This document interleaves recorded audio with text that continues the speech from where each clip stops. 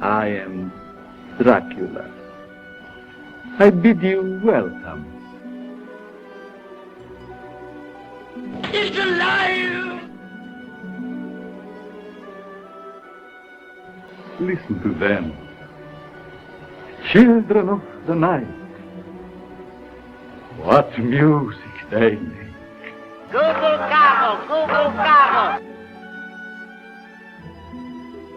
We belong dead.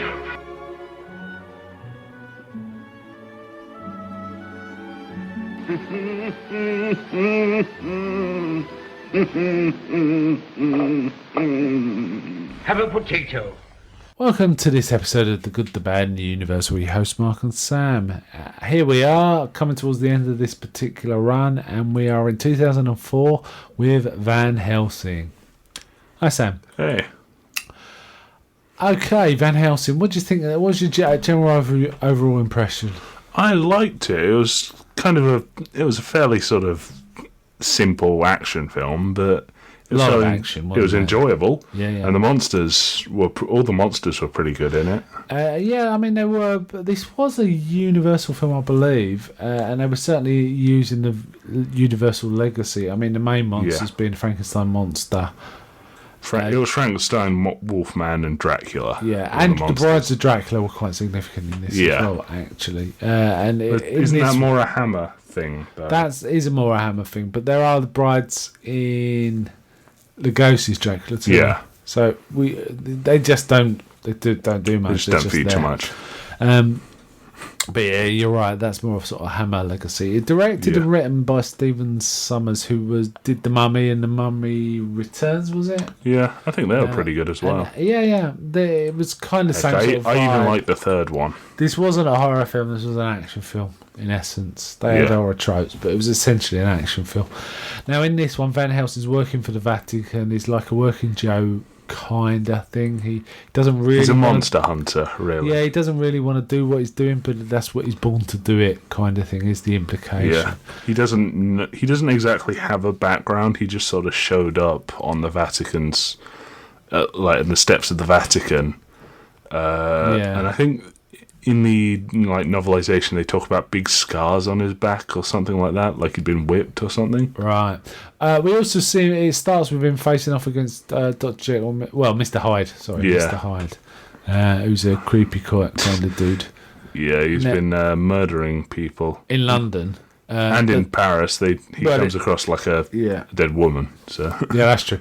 There is a prequel anime, which I think, or an animated featurette that we've both seen a while ago, involving Dr. Hyde Mr. Hyde in London. Yeah, it's actually pretty good. Yeah, makes no sense. Like even worse than the film. Yeah, the one letdown of the whole film for me was the CGI was quite ropey. Yeah, but I felt like there were some points where they did the CGI very well. Like all of the werewolves look pretty good. Right, werewolves transforming, though. Yeah, it's very obviously CGI. It looks very cool.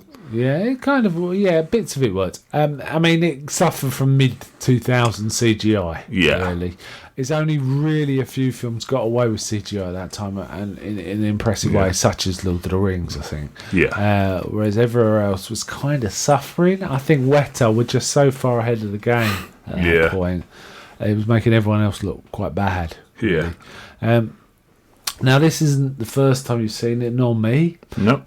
Did your impression change between the first viewing and this viewing? Well, I'd forgotten a lot of what happened in the film. Me too, yeah. So, but all the stuff that I'd forgotten was pretty good, actually. I didn't remember it happening, but a lot of really cool stuff happened. It was really enjoyable to watch. That's what I mean. You know what? I don't think I'd forgotten that much. Everything I saw, I thought, oh yeah, I remember seeing this bit, but though I couldn't recall it so much. The only bit I could really recall, before seeing it again, was the Mr. Hyde fight and the initial face-off with the Brides of Dracula in the village, attacking the village, which I quite liked. But I have to say my impression distinctly changed between my first viewing and this viewing. First time I saw it, I really didn't like it that much. I thought it was a mishmash. The plot was incoherent and such like. But watching it again, no, the plot isn't incoherent. It's quite clear. It's quite obvious what's going on.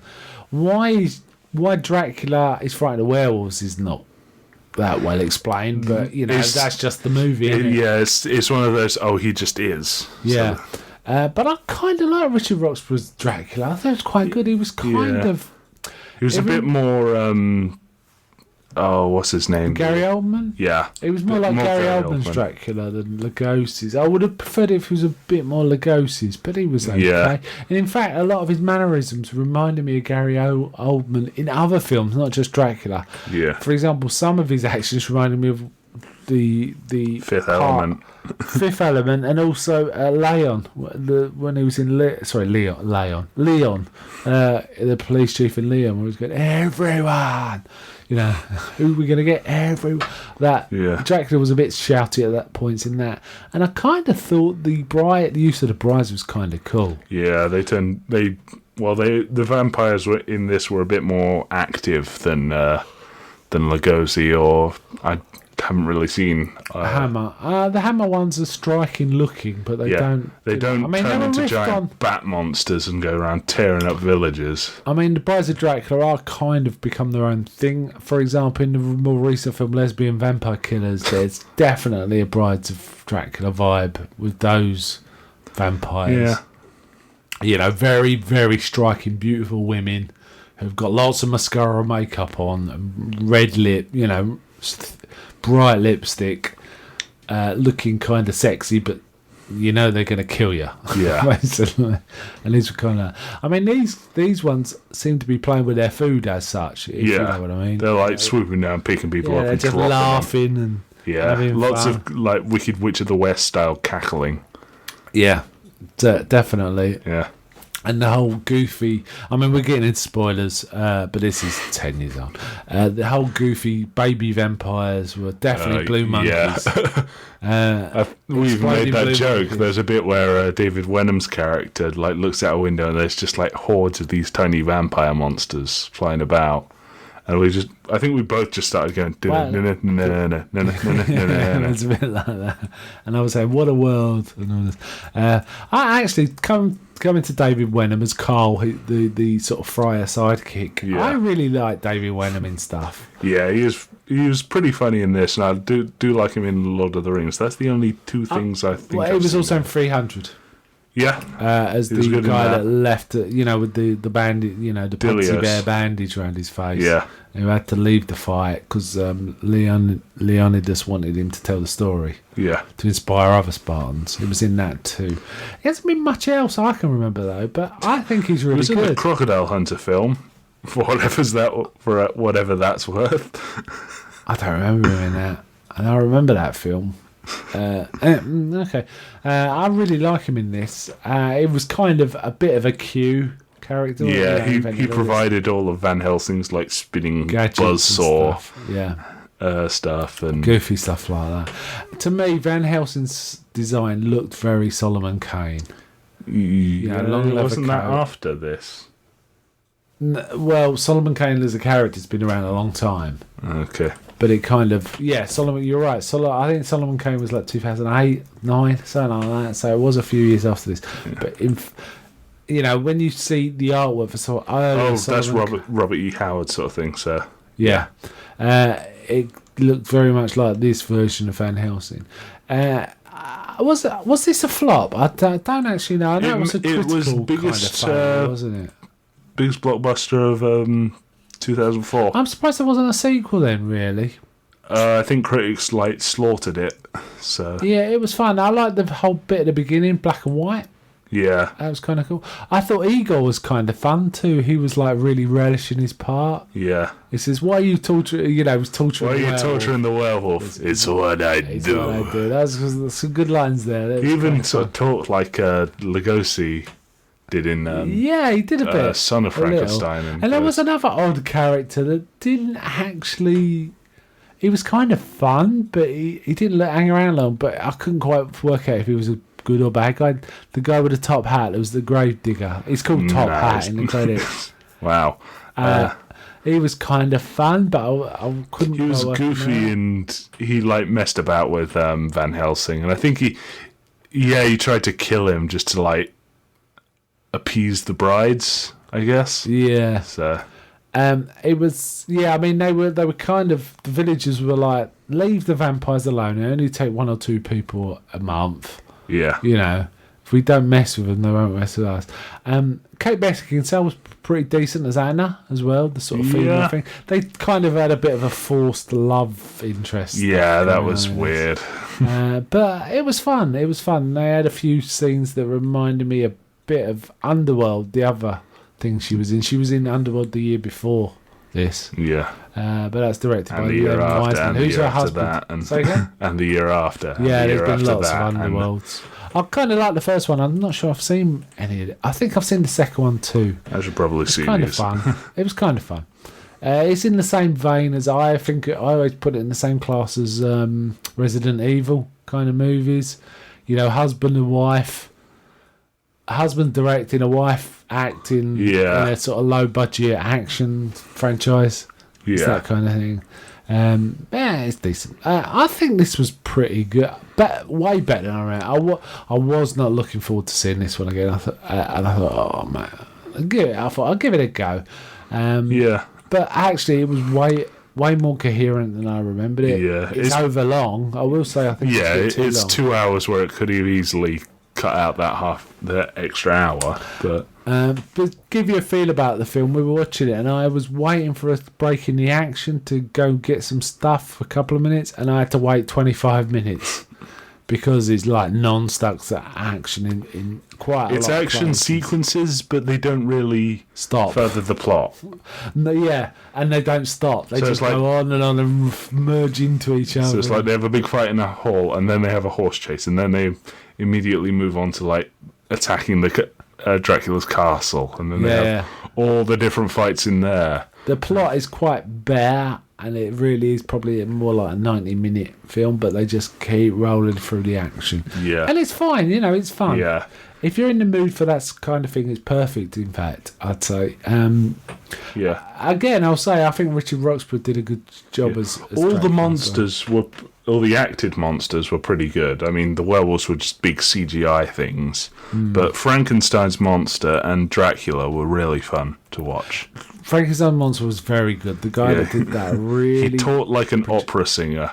I really like the fact he was a really well-spoken monster, which kind of harks Yeah. back almost to the original book than anything else, really. Yeah.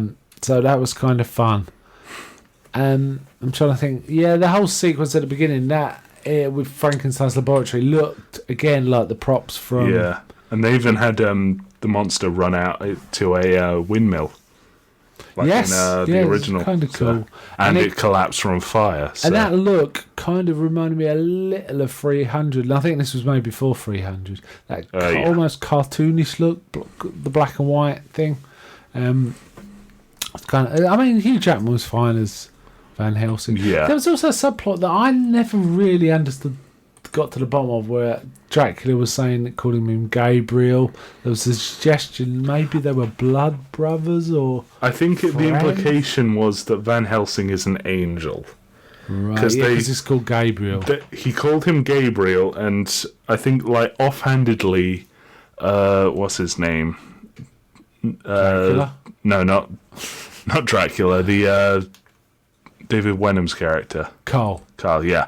He like offhandedly mentioned that the person who killed Dracula, they didn't know who killed Dracula, but there were some vague allusions to the left hand of God. Yes, there was, yes. And then Dracula like goes, "Oh, it was you that killed me, Van Helsing." Yeah, it was fun. This Yeah. was definitely a fun film and way better than I remember. Let's just go through some of the ratings on different things. IMDb give it a 6. Yeah. Rotten Tomatoes. Rotten Tomatoes has give it got like 23. 23. Wow. Average rating 4.2 out of 10. Yeah.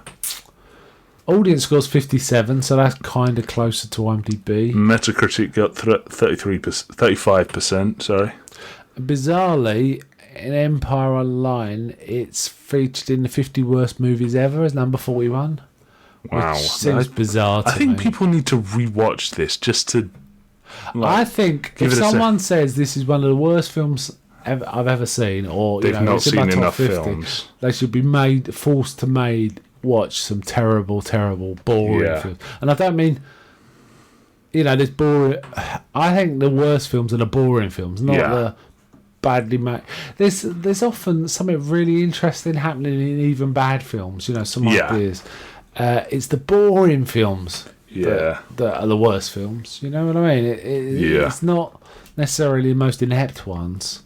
And I don't mean watching them even so bad it's funny kind of thing. Even though that sometimes is it. Sometimes there's something really interesting in the middle of goofy, all sorts of films. That seems daft. Anyway, now we've talked about rating. What would you rate it? I'd give it a 7. I'll give it a 6. And it's a high 6. It's interesting. I just found Roger Ebert gave it a 3 out of 4. 3 out of 4, and he said he's to quote him, at the outset we may fear Summers is simply going for FX overkill, and it does feel a bit like that. And that was my perception actually first time I watched it. And to continue to quote, but by the end he has somehow succeeded in assembling all his monsters and plot threads into a high voltage climax. Van Helsing is silly, spectacular, and fun, which I think is a reasonably good I'd say that, especially about the ending with all the convenient wires that falling characters can. Oh yeah. That's seriously, about 12. It ends up with characters falling through the air about 12 times, and they just grab a wire that's there. Yeah. Apparently, in May 2012, Universal announced they decided to reboot this film, with the idea being Tom Cruise was going to be Van Helsing. Yeah, I'd go and see that. I would. I don't think I've seen enough good Tom Cruise films to want to watch. There's a lot of Tom Cruise films, and he is quite good in a lot of them. He gets a lot of hate because of the Scientology, and he's got a slightly mad look in his eye a lot of the time. And he's very controlling about his pictures. He's always got to look a certain way. Yeah. But he really does deliver, Yeah. What did we watch for it? All You Need Is Kill. Yeah, Edge of Tomorrow. Whichever title they're going with at the moment. Whichever. But that was a pretty solid damn film. And I've seen him recently in Oblivion, which I thought was pretty good as well. I think All You Need Is Kill. Sorry, Edge of Tomorrow was a better film. Yeah. But, I think I need to watch Mission Impossible or something. Yeah. Mission Impossible. And in fact, Jack Reacher, I liked his take on Jack Reacher. I know people that really know Jack Reacher hated it, but I thought it was a pretty decent film. It was like an old-fashioned thriller rather than an action film. It kind of worked quite well. I was also going to say that apparently there's also suggestion that the Summers Mummy films and Van Helsing reboots, there's reboots for both, will be taking place in the shared universe. So I don't know if this is part of Universal's plans. Universal's big plans was to reboot it, starting with Dracula Untold. Yes, which we're coming to in our last Universal one. I always had a feeling the Wolfman was part of that, but it doesn't appear to be. Though it's kind of an obvious, remake of the Wolfman film because it's Larry Talbot, for example. Yeah. Though that wasn't part of the Universal's plot, grand plan. Interesting. This was fun. A lot of ropey CGI, but if you can look past that, and it didn't help. We've got a really good big TV, so because it really makes the poor CGI stand out. A bit. It wasn't for some reason I had in my head it was a flop, and it wasn't a flop. It was huge amounts of money. It did well. It was fun. I'd recommend going back and seeing this, or if you've not seen it at all, give it a go. It's all right. Just be prepared. It is 2 hours 10 minutes. Bit too long for this kind of film. Yeah, but it was fun. I didn't get bored. Didn't really look at my watch. The only thing, like I said, was at one point I wanted to leave the room, and I thought I'll wait till it calms down a bit. And I was sitting there for 25 minutes until it calmed down. This film was pretty much full of. Overall, it's as we say, it's fun. It's got its major flaws, but there's certain scenes where it does so well with what it's doing. There's a whole sequence where he's seducing Kate Beckinsale's character. Yeah. and they're at this big masquerade ball because it's supposed to be a public, like, hostage trade. And he just spins her around and shows her a mirror, and there's no one else in the room. So everyone's vampire. That was cool, and that I think was a homage to a film called Dance of the Vampires, or sometimes called The Fearless Vampire Killers, which was a Roman Polanski film, one of his early films, which in itself was a homage to Hammer. Yeah. And he made it in '68. Hammer was still going then, but he made a homage to, because Hammer was very distinctive look, had a distinctive look and feel. He was sort of paying a homage, sort of pulling its leg a bit. Had goofy things like a guy pulling out a cross to a vampire who was Jewish when he was alive, and he says, "Boy, have you got the wrong vampire." That sounded more South African than Jewish. Yeah, that was terrible. That was supposed to be an Eastern European Jewish accent. That was terrible, wasn't it? You will have to watch that sometimes. It's a fun film. Yeah. So anyway, shall we wind this up now? Okay. So this is the second to last in our Universal series. We will be doing Dracula Untold. We thought we'd wind it up on that one because it is Universal's intention to be rebooting their entire horror universe with Dracula Untold. So they've specifically stated this is part of the It seems every company's making a cinematic universe. Yeah. So Marvel are doing it well. Yeah. Though I am kind of. Yeah, from what I saw in the trailers for Dracula Untold, it did look kind of cool. Well, we'll see. He's less broody vampire and more like massive singular power sort of thing. I mean, okay, let's just explore this a bit. How would you like to see Dracula? If you were the director or writer, how would you do it? Would you do it like Lugosi? I'd do it like Lugosi. So there's like sort of implications of this huge power that he has, and he just sort of offhandedly demonstrates it every so often. So you wouldn't do him like a bit camp, operatic, like Gary Oldman's Dracula, say? Probably not. I'd have him say sort of serious, as I said, like Lugosi.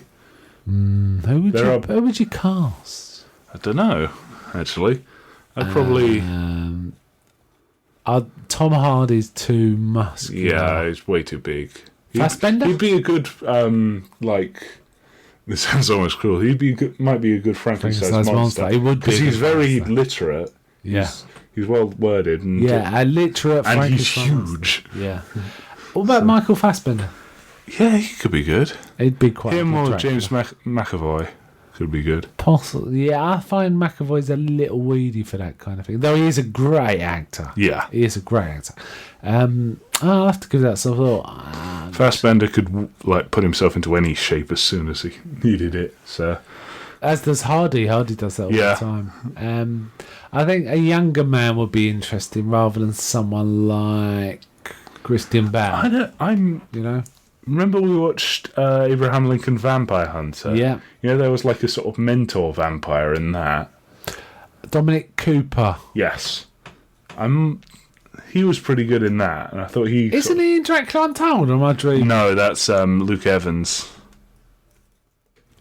Dominic Cooper was in something about vampires, apart from... Abraham... maybe I'm thinking of that. We're both... Yeah, this is terrible podcasting, man. Yeah. Hey. That's awesome, mate. It's awesome. Okay, all right. Let's part this here. It's kind of interesting. Maybe we'll pick this conversation up next time when we get to Dracula Untold. He was in Dracula Untold, huh? That's right. I'm sure. I thought I'd saw his name attached the to second. Mehmed. Well, we'll see it soon. We're gonna watch it. So. We'll probably think he should have been Dracula or something, but I don't know. I don't know who this guy is who plays Dracula in Dracula Untold. So we'll see. Luke Evans. I have to say, I am always. He's been in he's been in a lot of films we've watched on the podcast. Right. He's been in Immortals. He's been in 2 of the Hobbit films. Okay. Yes, he was. The bloke that fired the arrow. Bard, wasn't he? Yeah. Yes. And he was Zeus in Immortals. Cool. I was going to say something and I've completely forgotten it. Wow, that's really annoying. What was I talking about? And he was in Clash of the Titans. He's been in a fair bit then. Yeah. Oh yeah, I was going to say I do find there are at least 3 movies I'm aware of where there's basically a plot where Dracula's trying to take over the world or do something almost like a Bond villain rather than a Dracula, and this is one of them. All right, the other one is Dracula Untold. No, Van Helsing is one of them. Yeah. The other one is a goofy Hammer film called The Satanic Rites of Dracula, where he has like these killer hippies working for him and stuff like that. And he's developing a super strain of bubonic plague to destroy the world because he wants to die. And only if everyone else dies does he die. There's that. And also, I think Blade 3, Dracula in that's got some sort of plot. Or am I getting confused with Blade? I think the first Blade is more accurate. All right. Hey. It's kind of an interesting take on Dracula, really. All right, then. Well, I've rabbited on about all sorts apart from that. Okay.